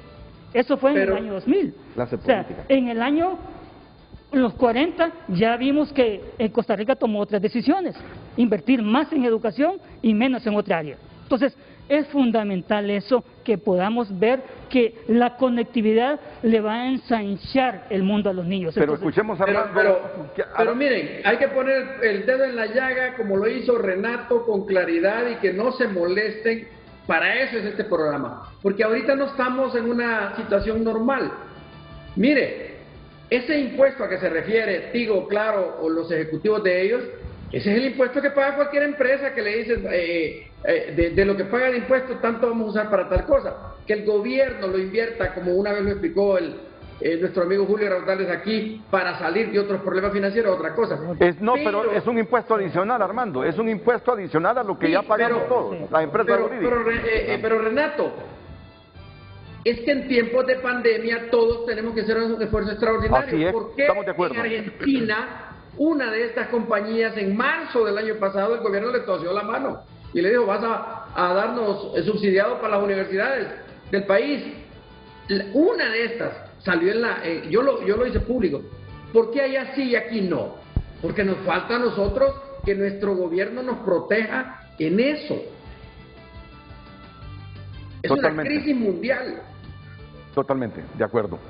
Bien, continuamos a las siguientes, porque, bueno, para terminar la parte de prospectiva, y no sé si lo lees, Rubio, bueno, básicamente lo que se está planteando, y esto, ojo, es una coincidencia, no son propuestas solo del observatorio, solo de la pedagógica. Coincidimos plenamente en las reuniones, universidades públicas, privadas, también participó para NUPRI, que se requieren internet, se requieren más horas de clase por televisión, se requieren mejores condiciones sanitarias en los centros, y algo que se requiere no por la pandemia, sino que se requería desde antes y se va a requerir al futuro: libros de texto y cuadernos de trabajo. El acto educativo no puede descansar en un WhatsApp o en una pizarra. Necesita libros, documentación. Claro, si logramos dar internet gratuita para servicios educativos, los niños pueden consultar libros en internet, y eso sale más económico que estar imprimiendo periódicamente millones de libros, aunque algunos países hacen ambas cosas. Al final, lo que se está planteando es cómo crear las condiciones para, dado que en Honduras menos del 40% de la población se conectó a internet en el 2019, son datos previos, la encuesta de hogares del INE previa a la pandemia, menos del 20% de los hogares tenían conexión de internet fijo en casa, menos del 15% de las familias una computadora en casa. Dadas esas condiciones, que tenemos la menor conectividad de la región y además la más cara, el servicio de internet más caro, dado eso, no podemos continuar el año 2021 pensando que con el internet lo vamos a resolver. Ya tenemos año y casi año y medio y no se resuelve. Entonces, ¿qué recomiendan los organismos internacionales? Crear las condiciones para el retorno gradual, ordenado, a la semipresencialidad. Y este es un punto muy polémico, por supuesto. Es un punto muy polémico, pero ojo, no es casual que todos los organismos internacionales, todas las agencias cooperantes, y igual las universidades públicas, privadas, el Observatorio de la Educación, el Instituto de Investigación, estamos impulsando la idea de dialogar consensuar y construir las condiciones para un retorno gradual a la semipresencialidad. No se trata de abran y vamos todos, menos Tegucigalpa, San Pedro Sula, Choloma, obvio que no. Se trata de hacerlo con base en datos, ordenado, escalonado y sobre todo iniciar en esas zonas rurales donde ni siquiera existe el servicio de internet, pero además por los niveles de pobreza no se tienen dispositivos, aunque se les pusiera el servicio, no hay dispositivos para recibir esa señal de internet. Como bien lo decía el doctor Armando Uceda, aunque tengamos el servicio, si no tenemos los dispositivos de recepción, no estamos haciendo nada. En esas zonas rurales, recordemos que un tercio de la población hondureña vive en extrema pobreza, en las áreas urbanas, alrededores y zonas rurales. Nada vamos a hacer con poner el servicio de internet, necesitaríamos proveerles de dispositivos, capacitarles, etcétera. Eso llevaría muchísimo tiempo, por eso los organismos internacionales están recomendando que, sobre todo países como el nuestro, con pobreza, con bajas condiciones de conectividad, construyan las condiciones para la semipresencialidad. Y podemos ver la siguiente diapositiva que comenta la voz. Bueno, eso de crear condiciones de semipresencialidad, hay distintas ya medidas, pero quiero destacar lo que está pasando en el mundo. Esto lo sacamos anoche del 29. Sí, 29 de abril, de la página de la UNESCO, y que el doctor Uceda lo compartió a inicios del año pasado. Aquí está lo de ayer. Que me cuadren bien esa página, por favor, para que la gente en la televisión la vea bien. Ese es el encuadre que necesitamos, por favor. Ven los países que tienen sus aulas escolares cerradas. Son los que están en color azul oscuro. No voy a decir azul profundo porque se van a enojar los motagüenses, pero no. Aquí afortunadamente todos somos motagües. El azul oscuro están cerrados totalmente. Hay un platense. No, somos lobos de la UPN.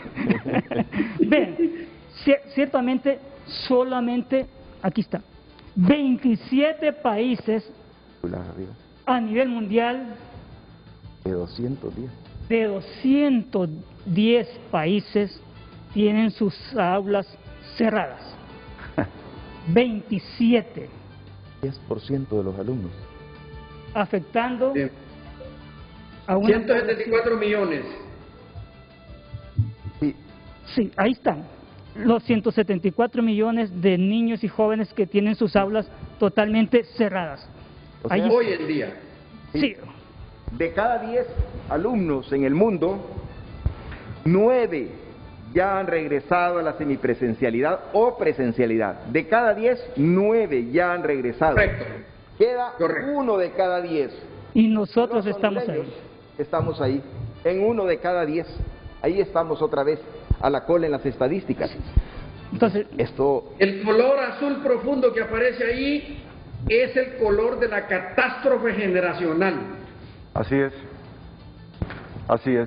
Así lo califica la UNESCO, así lo califican distintos organismos. Y por favor miren África. África está mejor que nosotros. África, Asia, digamos, vean, estos están abiertos parcialmente, todos los que están en azul un poco claro, o sea, ya están dándose esa semipresencialidad. Claro, quiero también apuntar que hay distintas iniciativas. La Dirección de Currículum y Evaluación de la Secretaría de Educación ha estado planteando distintas medidas para proponer esto, para que se evalúe el retorno semipresencial en aquellos sitios donde no se puede tener virtualidad. Están haciendo distintas iniciativas. Nosotros estamos planteando. Es importante medir el gradiente, la razón de cambio. Ustedes mismos están mostrando la gráfica exacta de hace un año. Entonces el mundo ha cambiado en la pandemia. Si ven en la gráfica de hace un año, van a ver que casi todo el mundo estaba con color azul intenso. Sí, aquí. Sí. Así es. Y luego... correcto. El año pasado la mayoría estaban Cerrados. Cerrados. Ahí, en esta gráfica, sí, ahí está. Mario, aquí está bien. Sí, esta es. Ahí está. Este azul... Por favor, que la señalen aquí, vengan aquí para que la ahí gente está, comprenda exacto. mejor. Ahí está, exacto, así como están. Casi 1.500 millones llegaron a paralizarse de alumnos. El año pasado, Sí. casi todo el mundo con sus escuelas cerradas. Pero ya a abril del 2021, miren, solo unos poquitos quedan sin clases presenciales, y entre ellos Honduras. Aquí tenemos al 1.7 millones incluidos, que no están... 174 millones. Sí, el 1.7 de los hondureños incluidos en estos 174 millones a nivel mundial que no tienen acceso a las aulas escolares, en donde hay que pensar entonces en que se debe buscar, por eso planteaba el colega Mario, o sea, las condiciones sanitarias. También la vacunación es importante. Los materiales educativos, es importante tenerlos. O sea, ya no podemos decir que no tenemos, o sea, que nos agarró descuidados la pandemia, ya pasó un año. Entonces, en este momento ya o sea, necesitamos medidas, como dice Mario, extraordinarias para tiempos extraordinarios. Y entonces... Ahora, pero hay un puntito, miren, estamos en una disyuntiva, y en descargo de los maestros yo creo que estos antes de ir a clases deben ser vacunados. Correcto. Se nos está Esto lo plantea, Renato, el Consejo de Educación Superior como condición necesaria e indispensable. ¿De qué nos sirve llevar a los maestros si no están vacunados? Es correcto, y tenemos que urgentemente actuar con la vacuna. Es que este es un problema, es una pandemia grande. Y entonces vamos a tener como 180,000 dosis a final de este mes, pero se va a primar a las personas mayores de 60 años. Entonces, quedamos en la disyuntiva: o primamos a las personas mayores de 60 años con problemas renales, o para que no muramos en vida los hondureños, primamos la vacunación de los maestros, que son como 65 o 70,000. 70,000. Sí, pero ojo ahí. Pero no, la respuesta es que busquemos de inmediato más vacunas. Eso sería lo ideal, eso sería lo ideal. Pero se puede, Renato, sí, lo está haciendo El Salvador, Costa Rica, todo el mundo. Tenemos que hacerlo. Dejemos de ser inútiles, hagámoslo bien. Bueno, pero precisamente porque cuando nos plantean los colegas docentes, que son nuestra dirigencia, cuando nos plantean hasta que no estemos vacunados todos, hasta que las escuelas no tengan agua por tubería, bueno, uno dice, ¿no será mejor que conciliemos y busquemos crear ciertas condiciones y desde ya vayamos haciendo apertura de aquellos centros educativos ubicados en zonas donde no hay casos de COVID, etcétera, etcétera? Y por eso, si podemos ver la siguiente diapositiva, ¿por qué? Vean, como lo dijo Rubén al inicio en la parte prospectiva, no es un país homogéneo. Somos un país con una desigualdad social enorme, con una desigualdad regional enorme. Entonces no puede haber una solución única. Tienen que ser soluciones focalizadas por región, por contexto. No podemos pretender darle la misma solución a una aldea de Olancho que al Distrito Central de Tegucigalpa. Si esperamos como solución única que los 70,000 docentes estén vacunados, incluyendo los docentes de las universidades, y si le agregamos que tengan agua, al menos por tubería, no potable, pero al menos por tubería, los centros educativos, se nos va el 2021 y el 2022 probablemente. Al ritmo que vamos, se recuerdan que hubo una proyección del País, periódico español, que decía que así como va Honduras, se le va a pasar una década vacunando. Ya van a haber nuevas cepas y nosotros no terminamos de vacunar para esta. Pues bien, previendo eso, el Observatorio del COVID y Dengue de UNITEC, junto al Observatorio de la Educación de la UPN, desarrollamos en enero, febrero, todo un conjunto de especialistas, una plataforma virtual. Esta plataforma virtual da información para orientar la toma de decisiones a nivel de municipios, departamentos y luego de aldeas. La propuesta es, la decisión no puede ser única, abramos el sistema para los 18 departamentos al mismo tiempo. Eso no puede ser, y ya hay evidencia de que eso es un error. ¿Cuál es la evidencia? Más del 30% de las escuelas públicas rurales y un porcentaje menor urbano ya está funcionando, ya está operando en semipresencialidad, porque los padres se dan cuenta que no están aprendiendo nada a sus hijos y que no pueden estar pagando esas recargas, dado que nunca se estableció el servicio. Entonces, ojo, esta plataforma virtual, con base en datos de infectados, de casos de COVID, da información por departamento, por municipio. Se le hace clic adentro y le sale el municipio, y dentro del municipio, como hay distintas instancias de organizaciones educativas, la misma plataforma le sugiere una especie de checklist, una lista de registro, para ir chequeando condiciones ya no a nivel de municipio, porque perfectamente puede ocurrir que un municipio en su cabecera municipal tenga casos, pero en la aldea, del cual solo sale un bus al día o cada 2 días, no hay casos, y en esa aldea no hay internet. Excelente punto, Mario, excelente punto. En mi Twitter tengo un mensaje de que el 3 de mayo, o sea este lunes, el profesor Víctor Manuel Calderón informa que en su escuela van a cumplir 100 días de estar en clases siguiendo medidas de bioseguridad en Honduras. Lo están haciendo bien. Claro, claro. Vamos a ver cómo lo hacen. Y, doctor Armando, es una falacia decir que van a llegar y se van a infectar. Es cantidad de escuelas que el 1 de febrero estaban ya en forma semipresencial. Ojo, por decisión de la... Por eso yo quiero felicitar públicamente a Víctor Manuel Cortés Calderón, porque es un éxito que esa escuela esté funcionando en el área rural y en lugar de estar generando problemas, está generando soluciones. Felicitar a las bibliotecas que hay en Gracias, donde un poeta tiene a la gente leyendo.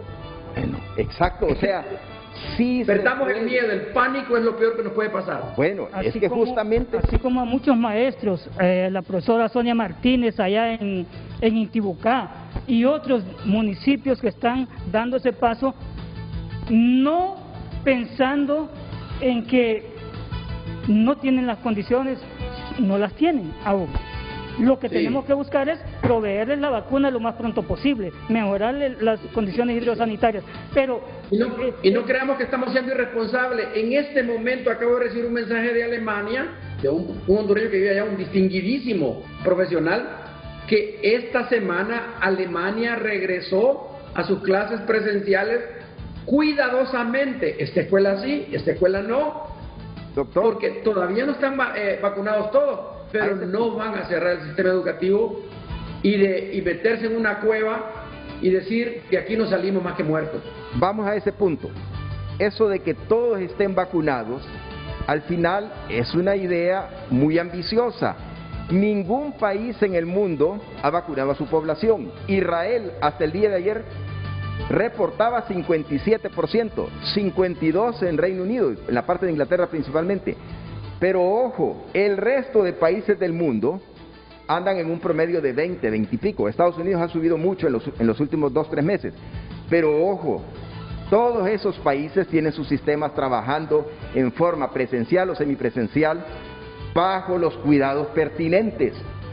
Aquí en Honduras, en febrero, se publicaron fotos de escuelas que el 1 de febrero estaban iniciando en forma semipresencial, por acuerdo de padres de familia que llegaron y les dijeron, miren, si esto va a funcionar como el año pasado, olvídense, nosotros no mandamos a nuestros hijos.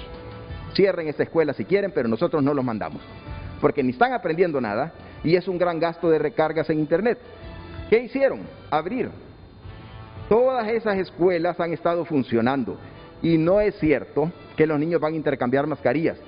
Hombre, si el sistema educativo, si el maestro no es capaz de enseñarle a un niño a usar la mascarilla correctamente, a guardar la distancia, ¿y entonces qué estamos haciendo en el sistema educativo? Y si el niño no aprende cosas elementales como esa, hombre, también hay que reflexionar. Entonces, vamos a la pausa comercial, luego seguimos porque tenemos por la vía telefónica al secretario de Educación, Arnaldo Hueso.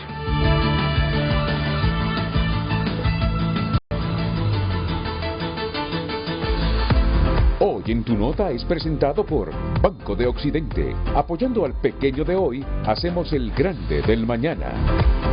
Las noticias no paran y tunota.com te tiene titulares por cortesía de Banco de Occidente.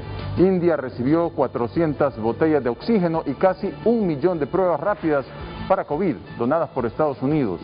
Nuevo récord de vacunación, casi 500.000 de vacunas en un solo día en España. Biden defiende su ambicioso proyecto de gobierno, muy social y con inversiones, dice. Ley blinda demandas contra proveedores de vacunas anti-COVID-19 por efectos adversos en Honduras. Y Coronavirus Honduras pues reporta 38 nuevos fallecidos por la COVID-19 y la cifra asciende a 5.261. Estas y otras noticias amplíelas ingresando a tunota.com, tu lugar en el mundo digital, y por cortesía de Banco de Occidente, préstamos personales, préstamos para autos, préstamos empresariales, préstamos agrícolas, todos estos beneficios, pues usted los tiene en Banco de Occidente. Entérese descargando la aplicación en su celular y desde ahí, sin salir de casa, realiza todas sus transacciones. Banco de Occidente, apoyando al pequeño de hoy, hacemos el grande del mañana. Hoy en Tu Nota fue presentado por Banco de Occidente. Apoyando al pequeño de hoy, hacemos el grande del mañana. El secretario de Educación, Arnaldo Hueso, está en comunicación con Frente a Frente. Ministro, buenos días. Buenos días, Renato, muchas gracias. Saludos a usted, a Alan Roosevelt. Seré muy breve y gracias por la oportunidad. La primera media hora del programa, donde se presentó la información de contexto, mira qué interesante, es exactamente la misma información que generó el Instituto Internacional de Políticas Educativas para la estructuración del Plan Estratégico del Sector de Educación 2018-2030. Es un problema histórico que venimos cargando en este momento, sumado a la catástrofe que ha generado la pandemia en nuestro país y esos 2 huracanes, que la cuestión de los 2 huracanes es único para Honduras. Es una catástrofe mundial. Ahora bien, yo sí quiero ser contundente en lo siguiente. La Secretaría de Educación y el sistema ha sido sumamente diagnosticado.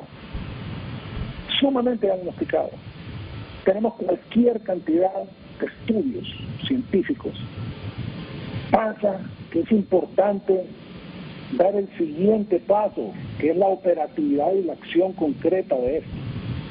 Recuerden, el sistema educativo está conformado por 3 subsistemas.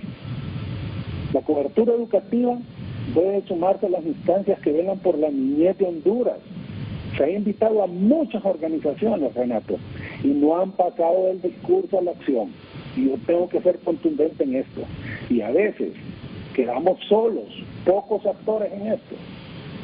Y la gran mayoría generando diagnósticos y planteando una serie de situaciones que ya todos conocemos. Yo aprecio aquí el trabajo de la UPN, Roosevelt, UCEDA, ALAS, han sido actores que permanentemente han estado trabajando con nosotros, de la mano con nosotros. De hecho, eso que tienen en pantalla en este momento es una herramienta que la Secretaría de Educación utiliza, que fue generada por las universidades. La lanzamos. El lanzamiento de esto lo hicimos desde la Secretaría de Educación, porque es la herramienta principal que nosotros utilizamos. Pero es importante hacer algunas aclaraciones, y aunque Roosevelt mencionó algunos detalles, el trabajo que estamos haciendo desde la Secretaría de Educación, porque en algunos momentos percibo como que no se está haciendo nada.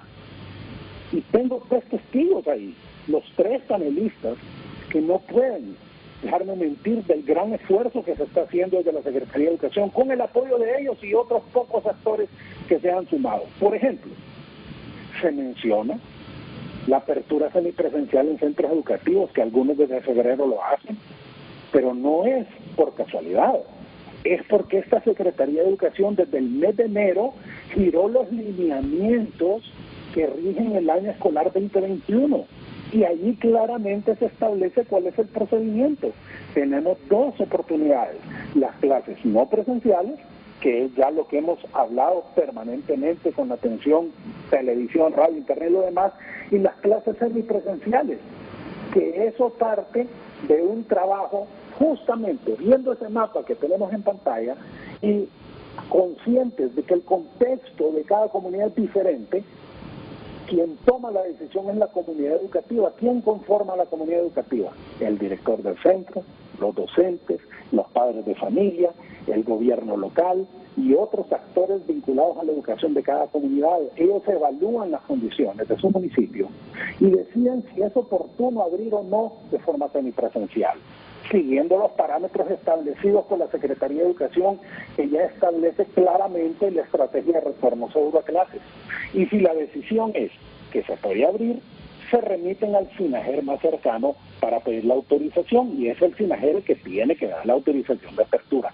Por eso es que vemos que muchos centros educativos han abierto. Ahora bien, Renato, hay condiciones habilitantes para que esto ocurra de la mejor forma. Algunas de ellas podemos cubrirlas en este momento, otras en el mediano plazo. Por ejemplo, el tema de agua y saneamiento. No podemos de un mes a otro poder tener 5.600 centros educativos con sistemas de agua. Ese es el déficit que tenemos. Pero sí, Renato, ya empezamos a hacerlo. Ya tenemos el financiamiento para poner los sistemas de agua y saneamiento en 5.600 centros educativos del país. Hay más de 1.000 centros educativos que están siendo reconstruidos en este momento. De esos 700, de esos 1.000, 700 fueron dañados por ETA y OTA. Y es una inversión gigantesca que se está haciendo. Hace algunos días, Renato, inauguramos 15 centros educativos que gracias al gobierno de España y al Hispasat nos donaron internet satelital, que no solamente sirve para el centro educativo, sino que para gran parte de la comunidad. Y quiero dar la noticia que en los próximos meses, producto de esa acción, muy probablemente tendremos entre 700 y 1.000 centros educativos con las mismas condiciones, en zonas donde no hay internet. El internet gratuito ya es una realidad, desde enero está habilitado. El problema es, como bien lo dijeron los panelistas, que no se están generando los gigas necesarios para que pueda tener la suficiente holgura un educando o un docente de poder trabajar. Pero ya hay internet gratuito, cosa que no teníamos el año pasado.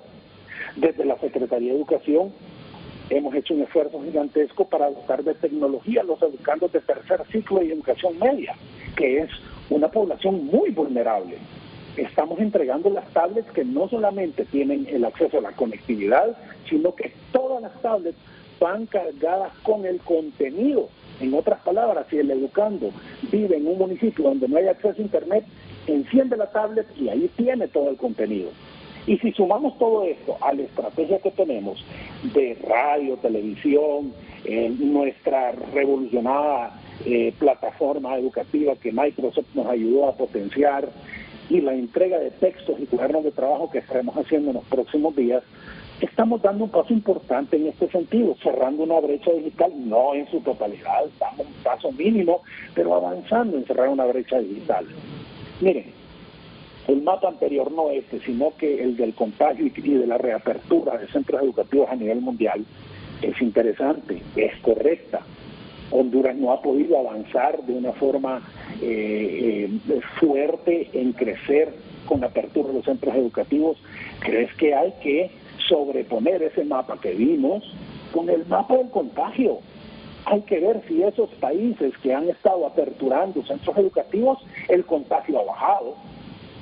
Lo que yo tengo entendido es que en el país el contagio no ha bajado, todo lo contrario, está creciendo. Por eso, otra condición habilitante es la vacuna para nuestros docentes.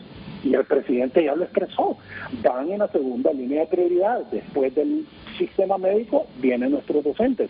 Y yo tengo la esperanza en Dios que en los próximos días esta vacuna llegue también para poder vacunar a nuestros docentes. Entonces, hay acciones habilitantes que nos servirán para poder resolverlas ahorita, podemos resolverlas ahorita, otras en mediano plazo, por ejemplo el agua y saneamiento. No vamos a poder, no tenemos la capacidad de esperar a que tengamos los centros educativos en buenas condiciones para aperturar, porque eso va a tomar tiempo. Pero yo sí puedo asegurarles que en lo que resta de este año va a haber un avance gigantesco en la mejora de los sistemas de agua, de saneamiento y de reconstrucción general de centros educativos. La semipresencialidad, Renato y amigos panelistas, es urgente, es necesaria, pero hay que saberlo evaluar. Por eso, la decisión de la apertura depende del ente especialista que es el SINAGER. Entonces, hay un tema que fue de los iniciales en el foro, Renato, y es lo de la matrícula. Claro, tenemos una matrícula baja y nosotros hemos hecho esfuerzos sobrehumanos para poder avanzar en esto, utilizando esa herramienta que tenemos ahí, pero otra herramienta que la Secretaría de Educación construyó junto con USAID, que nos permite en tiempo real conocer el nombre, apellido del educando y el lugar donde vive del educando que no ha sido matriculado. Y estamos yendo casa por casa, Renato, casa por casa, a buscar, para matricular a estos muchachos, a estos educandos. Pero aquí es donde requerimos el apoyo de otros actores, de las universidades, que ya nos están apoyando en todos otros aspectos, pero requerimos el apoyo de las universidades con sus educandos que nos ayuden, de otros sectores, de la empresa privada, de los medios de comunicación, de la sociedad civil, hacer un movimiento general para poder completar la matrícula que tenemos, que es el primer paso en todo este proceso. Me quedo por acá, Renato, agradezco el espacio y tal vez en otro momento podemos ahondar en todo el trabajo que estamos haciendo. El ministro de Educación, Hernando Hueso. Pausa comercial, volvemos con los comentarios finales de nuestros panelistas.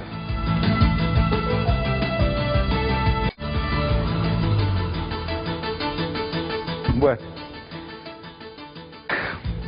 todo les narra un problemita del que no se dan cuenta ustedes.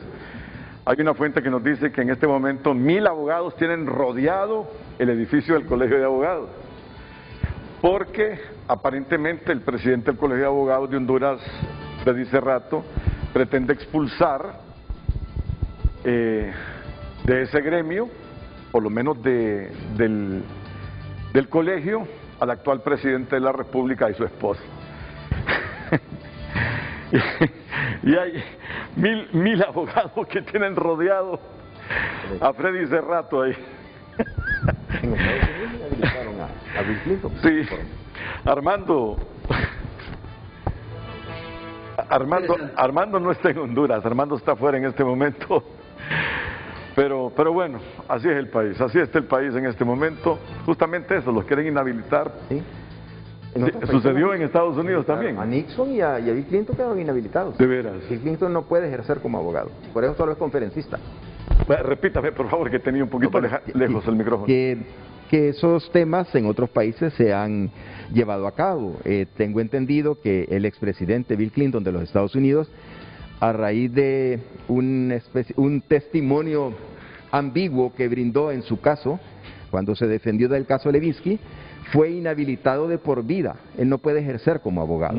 ¿Sí? Y es una sanción, y entiendo que antes a Richard Nixon, expresidente de los Estados Unidos, también. Y esa es una práctica que en Estados Unidos, es decir, si se lleva con 2 expresidentes, no digamos a otros niveles, claro que sea. Pero ya con sanciones formales, ¿no? Sí, sí, por supuesto. Es decir, con sentencias formales. Sí. No, solo mencionaba que... No, pero está bien que lo diga. Que sí existen. Que no nos resulta extraño entonces que los inhabiliten. Sí, dado el proceso correspondiente, obviamente. Pues bueno, tendremos que decirles, porque esto no es circo, se trata de una resolución que está tomando el Colegio de Abogados. Tendremos entretenimiento en el transcurso del día. Mientras tanto, los comentarios finales, por favor, breves, Mario Alas y Rubén Hernández. Bueno, solo un breve comentario sobre las declaraciones del señor ministro. En primer lugar, reconocer, y nosotros le hemos planteado repetidamente, no estamos cuestionando al equipo técnico de la Secretaría de Educación, que lo ha intentado a través de libros de texto, a través de clases por radio TV, lo ha intentado con el servicio de Internet. Nuestro reclamo es que, dada la escasez de recursos, el impacto que están teniendo esas medidas, técnicamente bien diseñadas, ha sido mínimo, y el resultado no es para nada lo que deberíamos esperar. Es decir, por eso nuestro reclamo se orienta al gobierno central. Se necesitan recursos extraordinarios para una crisis extraordinaria, que además el ministro agregaba, no solo fue lo de la pandemia, sino que 2 huracanes terminaron de dañar una infraestructura que ya antes de la pandemia estaba en una situación crítica. Muchas gracias, don Mario Alas. Rubén Hernández. Bueno, nuevamente, Renato, y a todo el canal, agradecer por el espacio para dar a conocer cómo estamos, cómo estábamos antes de la pandemia, cómo hemos estado durante la pandemia y algunas propuestas de cómo mejorar el sistema educativo. No quiero dejar de terminar mi intervención felicitando a aquellos y agradeciendo a los docentes que son parte de la Secretaría de Educación, pero que han estado haciendo materiales educativos, esfuerzos por proveer hasta internet a sus estudiantes. Esa labor es fundamental para que tengamos activo aún a pesar de lo que la baja conectividad, pero hay que destacarlo. Y en ese sentido, pues, agradecer, decirles que debemos hacer cosas fuera de lo normal, heroicas, para poder cambiar. De lo contrario, este año será igual o peor que el año pasado si no hacemos una intervención diferente. Muchas gracias, Rubén Hernández. Unos 30 segundos también para el exministro de Educación, Armando Uceda. Un honor estar en su programa, Renato, con Rubén y con Alas, amigos entrañables, investigadores de primer nivel. También hay buenas noticias. Miren, las universidades de Honduras, agrupadas en el concepto de universidad hondureña, han reflexionado profundamente esta semana y han dejado claro su posición. Están de frente, ayudando, y vamos a salir adelante. Yo reconozco que en la Secretaría de Educación, porque trabajé ahí, hay personal calificado, pero ese problema ya rebasó totalmente la capacidad de respuesta de la Secretaría. Y finalmente un saludo a Zenén Villanueva, porque me recordó de algo. Él es el rector de la Universidad de San Pedro Sula, que ha hecho una contribución extraordinaria en esta tarea también, Renato, de cómo la universidad pública y privada debe funcionar. Zenén me decía, Armando, recordate cuando hace 50 años estábamos en la escuela primaria, que nos enseñaban en la Regina H. Hammer a lavarnos las manos después de jugar. Así es. Lo que necesitamos es una escuela que resuelva problemas triviales, sencillos, para que se sume como respuesta vital del sistema. Muchas gracias, Armando Uceda. Rápidamente el abogado Hermes Ramírez. ¿Qué está pasando allí en el colegio, abogado? Muy buenos días, don Renato. Estamos aquí presentes cerca de 450 colegas, miembros del Frente Patria y Justicia. Había en inicio la asamblea, en este caso ha sido convocada por la actual Junta Directiva para hacerse de forma presencial y de forma virtual. De forma arbitraria, el presidente Freddy Cerratos cambió de último momento la agenda, cancelando la forma presencial y únicamente dejando la forma virtual, donde solamente 100 colegas como cupo máximo se pudieron conectar, y eso pues ha conllevado que el día de ayer también emitiera un comunicado donde daba feriado a todo el personal administrativo, cercenando y violentando el derecho de reunión que tenemos los colegas de celebrar la asamblea este 30 ¿Y esta asamblea para qué es? ¿Cuál es el objetivo? Bueno, uno de los propósitos que tenía la actual Junta Directiva, en este caso, era aprobar una nueva ley orgánica del Colegio de Abogados. Lo que buscaba era perpetuarse en el poderse reelegir, porque la idea era establecer una agenda oculta y perversa que tiene para poder instrumentalizar el Colegio de Abogados de Honduras de forma ideológica en un tema de plataforma de la oposición, como lo hacen con el Colegio Médico de Honduras, lo cual pues nosotros no lo vamos a permitir. A nivel nacional, cerca de 28.000 colegas están en este momento imposibilitados de poderse reunir. ¿No era para inhabilitar entonces a Juan Orlando Hernández y a su esposa? Ellos tenían dentro de su agenda en puntos varios también esa propuesta, lógicamente una propuesta totalmente arbitraria, totalmente fuera de contexto, porque nuestros estatutos y en este caso nuestras leyes como gremio no lo permiten, y no vamos tampoco nosotros como Frente Patria, que somos la mayoría, que somos en este momento el frente más grande, vamos a poder nosotros permitir esa arbitrariedad. Muchas gracias, abogado Hermes Ramírez. La pausa comercial.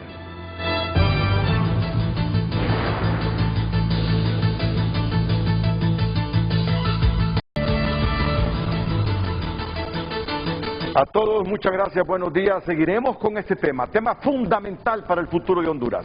Las mañanas del 5 a continuación aquí en la pantalla líder.